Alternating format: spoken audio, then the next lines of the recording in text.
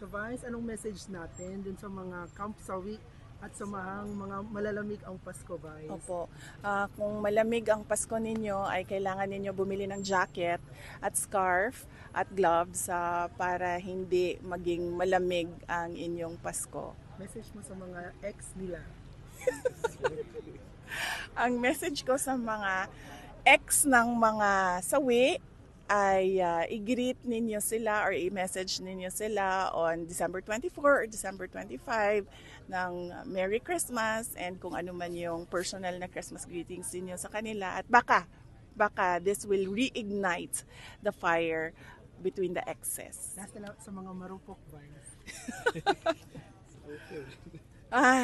Para sa mga marupok ngayong Pasko, sana ay maregaluhan kayo ng katatagan na huwag bumigay kaagad.